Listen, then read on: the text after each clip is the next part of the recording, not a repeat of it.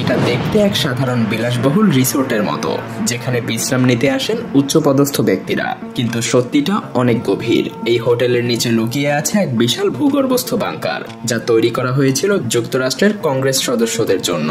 1950-এর দশকে যখন স্নায়ুযুদ্ধের উত্তেজনা চরমে, তখন মার্কিন সরকার বুঝতে পারে যে একটা পরমাণু হামলা হলে দেশ পরিচালনার জন্য কংগ্রেস সদস্যদের সুরক্ষিত রাখা খুবই জরুরি। তাই হোটেলের নিচেই তৈরি করা হয় এই গোপন আশ্রয়স্থল। এখানে রয়েছে কয়েকশো সজ্জার ডরমেটরি, হাসপাতাল, সভাকক্ষ, এমনকি গোপন টেলিযোগাযোগ কেন্দ্র, যেখানে বসেই যে কোনো সংকটময় মুহূর্তে রাষ্ট্র পরিচালনা করা সম্ভব। আর সবচাইতে আশ্চর্যের বিষয় হলো, এই বাংকার এতদিন ধরে গোপন রাখা হয়েছিল। তবে 1992 সালে ওয়াশিংটন পোস্টের একটা প্রতিবেদনের মাধ্যমে প্রথমবার এই বাংকারের অস্তিত্ব ফাঁস হয়। তার আগে এটা একেবারেই অজানা ছিল সাধারণ মানুষের কাছে। আজও এটা এক রহস্যময় স্থাপনা, যেখানে গেলে মনে হবে যেন এক অদৃশ্য যুদ্ধের জন্য পুরো জায়গাটাকে প্রস্তুত রাখা হয়েছিল।